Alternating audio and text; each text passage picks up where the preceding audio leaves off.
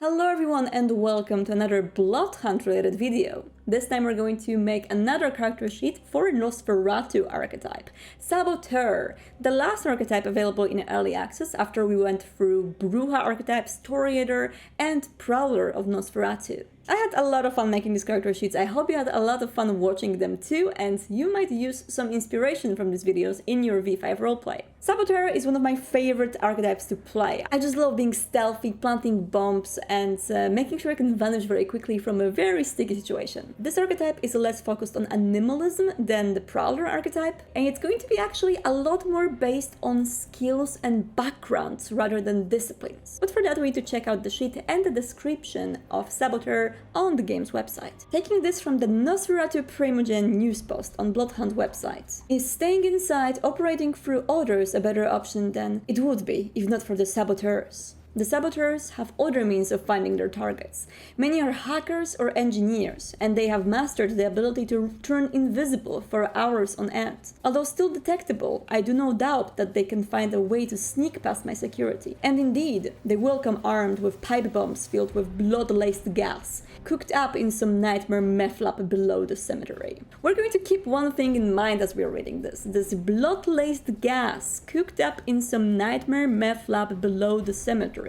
That sounds actually way more like Finnbloods than what a full-blooded clans would do. Finnbloods in V5, they do possess the ability of Finnblood alchemy, and with that, with the usage of blood and a lot of shenanigans, they are able to cook some very scary things that serve them as a defense or a way to buy themselves into the society of old-school vampires. I'm going to just note it here, because we're going to keep it in mind and somehow use it in our sheet. It's very rare for a full-blooded vampire to be able to use Finnblood sorcery. The Finnbloods usually keep that knowledge themselves, but we're going to do some shenanigans in order to make this happen. So let's go to our sheet. We are of course going to start with clan Nosferatu and the concept of Bloodhunt Saboteur. Skipping right into the disciplines, we're going to watch the abilities which Saboteur can do. And we're going to start with the one which is the easiest to translate into V5, and that is Unseen Presence. Turn semi-invisible when crouching.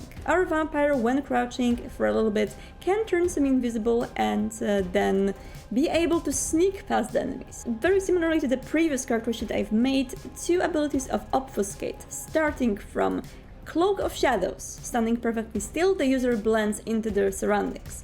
As long as they have some kind of cover, make no sound and don't move, only mechanical or supernatural means can detect them. And the second one is going to be Unseen Passage. With this power, the vampire can now move around while staying hidden. The user is functionally invisible per the usual Obfuscate limitations. I'm going to put them both here on level 2.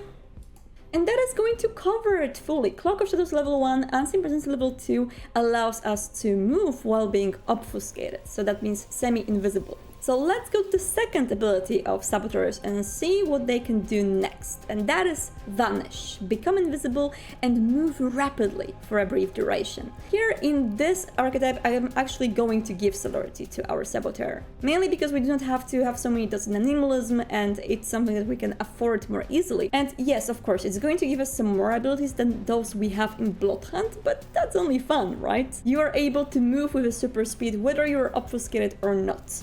And that is being allowed by Fleetness. That's level 2 ability of Celerity discipline. Their Master of Celerity now allows the vampire to move and react with dizzying speed. And that of course leaves us with dot 1, which we need to fill in somehow, and I feel I'm going to actually give our little guy rapid reflexes. While their bodies still can defy the laws of nature, vampires with this power perceive events instantly and can react to them with superhuman alacrity. They can observe incoming projectiles to the extent that they can attempt to dodge arrows and even bullets without available cover. Again, that's more than we have in Bloodhunt for Nosferatu, but hey, we can get it, let's take it. Rapid reflexes. And again, noting for those of you power gamers who want to have more abilities for the same amount of dots, I would suggest maybe swapping Cloak of Shadows with Silence of Death. That's the ability which allows you to be completely silent and cover yourself with the Shroud of Complete Silence that allows you to move around without making a sound. A power very often used by Banu Hakim vampires. We didn't take it because it's just not something that Nosferatu have here in Bloodhunt, but yeah, if you really want to, you can just swap it and it's going to allow you to do more. The last thing we're going to take is Animalism level 1 Sense the Beasts. And that is also something which we used on the previous character sheet. The vampire can sense the beast present in mortals, vampires, and other supernaturals, gaining a sense of their nature, hunger, and hostility. And I'm not taking it because saboteurs can also sense the wounded person, like prowlers can. But what all vampires can do in Bloodhunt is when they use heightened senses, you see who is a vampire and who is not a vampire. And Sense the Beast would allow you to do that. And of course I'm taking it because we need to take 2 dots in one of our innate abilities and 1 dot in the other. So Obfuscate 2, Animalism 1 is going to cover our basic disciplines, and we need to figure out how to pay for celerity. But hey, you may ask, there's a third ability for this archetype in the game and it's not covered by the disciplines. And that's right, because we're talking here about the special sewer bomb. Throw a bomb that explodes and releases toxic gas when approached by enemies. A very crafty ability of this archetype allows you to leave those little packages around the map and they activate, leaving a toxic gas which hurts vampires. That's not something which is guaranteed to you by any discipline really. Sure, maybe Fiendbloods could craft something like that with Fiendblood sorcery, maybe Blood Mages could figure out something similar using their blood sorcery, but here our little Nosferatu is going to have it done through the combination of craft and the help of his Mavla. Mavla is our kindred friend though, and that is going to be a Fiendblood who actually makes that input for us, the chemicals which we have inside of our sewer bomb. Because the biggest thing of question here is how can our Nosferatu make something or have access to knowledge about something which can actually hurt vampires? None of the regular substances really do hurt vampires. Poison doesn't hurt vampires directly. There has to be some science put into this, and that's why we need to have someone that knows enough about occult, that knows enough about kindred themselves to create a contraption like this. We can make the explosive, we can have craft with the specialty explosives which we're going to take, but when it comes to what's inside there, I believe that Fiendblood Mavla would actually really explain this. So let's keep that in mind, but first of all, let's think about how we are going to buy this celerity. And here's something that people in the comments were talking about beforehand. Which dot should I buy with the Predator type? Well, by default, the experience bot discipline powers should be last, so the most expensive ones. So you're actually not going to get too much of an easy way to hide dots at the very beginning. But if your backstory can back up the fact that you became the Predator type that you're going to choose at character creation later on, after developing the discipline first, you might have a chance here to negotiate with your starter in order to actually buy the second discipline power with your Predator type. The Predator type we're going to pick is, oh, the interesting one, Blood Leech. Very difficult Predator type to play, one of my favorites to play too. I love playing Blood Leeches. Damn, it's difficult, but it's so satisfactory. Blood Leeches feed not from humans, but from other vampires. And this is exactly what you can do in Bloodhunt. You can get more spaces for your resonance clouds by feeding on other vampires, and you are diablerizing left and right. They also do not feed on mortals by default and receive stains when they do. So if you actually would feed on mortals in the game, that would mean your character would receive stains. But as I said in the previous video, Bloodhunt Night is the kind of a night where you receive stains for days. So that's okay. You're going to be in trouble anyway, that's fine. So the backstory of our character here is, we used to be bloodbound to someone. And that sweet vampire we're bound to had celerity discipline. By drinking their blood and observing their behavior, we got access to be able to actually unlock rapid reflexes for us. Because in order to unlock disciplines outside of your clan, you need some blood and you need some experience. But one time things went too far. And the details of that I'm going to leave up to you, but we kinda committed a diablerie while taking yet another sip.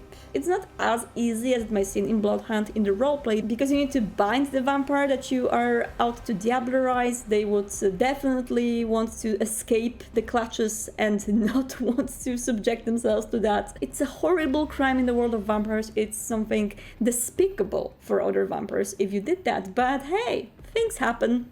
it happened. And after that experience, you felt the power that is brought to you by the Vitae, you cannot really opt for humans anymore. You are a blood lich. And with that, with your experience gained, you are able then to unlock fleetness. So we are going to get the second dot here using our blood lich prototype. Again, this is something that you need to formulate in your backstory and have a strong backstory of the order of your disciplines. How did you learn them? Think about that. It's interesting to keep in mind how your vampire got in touch with their powers. Okay, and now let's see what other horrible things happen to our character sheet after we pick prototype Blood Lich. First of all, we do have a specialty in either Brawl or Stealth against Kindred. We are of course going to go for Stealth because this character is stealthy as hell. Against Kindred, lose 1 dot of humanity to humanity, 6 in total. We are going to definitely take the Dark Secret Flaw Diablerist. And that is 2 dots. If someone finds out, we are in trouble. And we also get Prey, Exclusion, Mortals. Drinking from Mortals will merit stains, and we in general tend not to do that. So it's best to focus on drinking from other vampires. And with that whole explanation of the Blood Lich and what they do, let's jump into attributes. I added the relevant roles to our disciplines, so we remember that Dexterity and Resolve is something that we need to think about. You may also notice interestingly that there is no hunting role specific to Blood Lich archetype. And that is because usually Blood Liches need to have a specific story part there in order to get the blood. As we are having a combat scenario here, we're going to probably go for Strength plus Brawl in order to be able to incapacitate the vampire and drink their blood. But that is going to be up to the situation and up to your storyteller. So let's first focus on the Resolve and Dexterity. We are going to start with 4 dots in Resolve, and we're going to get also 3 dots in Intelligence, 3 dots in Wits, and 3 dots in Dexterity. I believe 2 dots in Strength, Stamina, Manipulation, and Composure is going to be a good setup, with 1 dot in Charisma only because, hey, we are Nosferatu, we are kind of an introvert, we don't really hang around a lot, and Charisma is just not our greatest strength. That is going to give us 6 dots in Willpower total, Composure plus Resolve, and 5 dots in Health because that's Stamina plus 3. Okay, and now for the skills, let's go with the balanced one, because I need to get more skills for this character. 3 skills at 3. I want to get Craft, Stealth, and Technology. Based on that description on the website, we definitely need to have more dots here. Now 5 skills at 2. Let's go with Occult, Firearms, Melee, Streetwise, and Awareness. 1, 2, 3, 4, 5. Okay, and in the end, 7 skills at 1. Definitely Athletics, Animal Can, Brawl, Intimidation, Larceny, Investigation, and Survival. That is, again, only outside of the city. Streetwise is the kind of a survival within the city, but that's okay. 1, 2, 3, 4, 5, 6, 7. Makes sense. Now we can pick a free specialty in Craft. Everyone who takes at least 1 dot in Craft can do so. And let's do Explosives. And 1 more specialty of our choice, Occult. Let's go for Thin Blood Alchemy. We cannot really use Thin Blood Alchemy ourselves, but we know something about it. Because of our Maula, that I'm going to pick later on, we are able to kind of discern what the hell they're doing. And in our touchstones, here we cannot put our Thin Blood, because Thin Blood is a dead person, and we can only put mortals, living people in here. So that's going to sound funny, but believe me, it makes sense. We're going to write Derek here, and Derek, he is our friend that plays MMORPGs with us. We know him online, we never met him in real life, we go on raids with him in either World of Warcraft, Guild Wars 2, or games like that. And what is important in MMORPG raids? You might remember the famous meme of Leroy Jenkins. You do not want to be Leroy Jenkins. You want to wait and never engage in the conflict first. Wait for the tank to do that, wait for someone proper to do that. You are staying behind and only going in the right moment. And that's what Saboteur does in Bloodhunt. You're stealthing, you do not go in first, you wait for the perfect moment to strike. So the conviction is going to be never engage in conflict first. Don't be haphazard on the battlefield. That's what saboteurs do. So that is, of course, our MMORPG friends. Our clan-based Nosferatu means both that we are repulsive and also our compulsion makes us really needy of getting information. We're not going to let information slide if there's something, some secret to uncover where you want to dig deeper. And now let's go to merits and flaws. I actually picked not one but two lore sheets for this character, and both I think are pretty interesting. First one comes from Ambrose Maropis lore sheet. It's a Nosferatu character, and I want to get the number 1 dot called True Believer. If Ambrose has taught you anything, it's that the Camarilla is right and the masquerade is essential. You follow his edicts on security and subterfuge religiously, granting you knowledge of the best shared kindred hiding places in the city, providing a 1 die bonus to tests to find such a place. You may not have access to this bonus if the domain is typically opposed to your political or philosophical view. We play as the Camarilla characters in Bloodhunt, and of course we are trying to punish the masquerade breachers on the map. If we see someone breaching the masquerade, we are going after them. We also know the access to particular places in which hiding is going to be easier. We know the places on the rooftops, we know where we can use our vampiric powers without risking breaking the masquerade. It seems to be very on point for Bloodhunt, so I wanted to pick that. Lore sheet Ambrose Maropis. And the second one is going to be even more on brands, because Nosferatu character's only lore sheet, Descendant of Zelius, actually has a 2 dot merit here called Saboteur. You instinctively know where a building's weaknesses are, and you don't even require explosives to destroy it. With maul, crowbar, cable, and cold chisel, and as many knights on site as a difficulty destroyer sets for the building, like 4 for a family home, 6 for a bank, 8 for a prison, 9 for a skyscraper, you can collapse an edifice like a house of cards. It sounds on brand for someone who knows the city well, who knows how to craft explosives, although we do not need them in here in particular, and can break into places in order to get information, for example. So you may sabotage the wall to a particular prison or a city office in order to get some docs and things that you need in order to advantage yourself in the faction war. So let's put this here, lore sheet, Descendant of Zelius, and these are 2 dots. So that it's 3 dots on our sheet. We're going to also go for 1 dot in Maula. Only 1 because that's just a fledgling, it's a Finnblood fledgling who knows Finnblood sorcery. We're going to call her Anna the Finnblood, and she's going to offer us help when it comes to making these explosives. We're also going to get a 2 dot mask in our background. So that's something that allows us to assume a secret identity and pass background checks. If we're checked by the police or by any other law enforcement, we have a secret identity that works. We were able to craft it. I feel like with our technological expertise, we would be able to do this. So that gives us in total 6 backgrounds. And I guess I'm going to go for 1 more, and that is going to be Haven, Base Haven 1. It's again nothing super fancy, but we do have a place that we go back to every night that is a little bit more secure than something we would get by default. We also do need to pick 2 flaws. I think one of them could be interestingly paired with being a blood leech, and that is a bond junkie.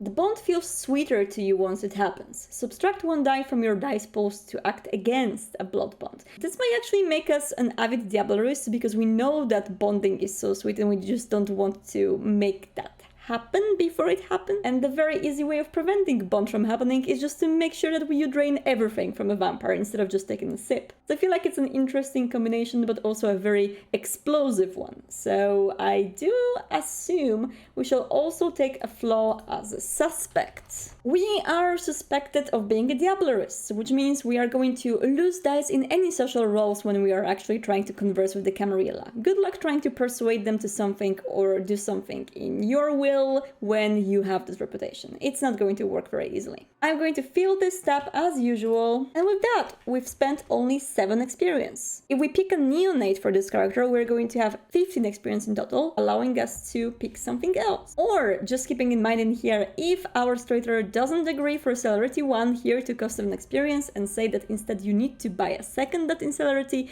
that is going to eat 14 of your experience. So it's still something you can afford to do. We're going to pick a name in here. Let's go to our Czech name generator because we are in Czechia, in Prague.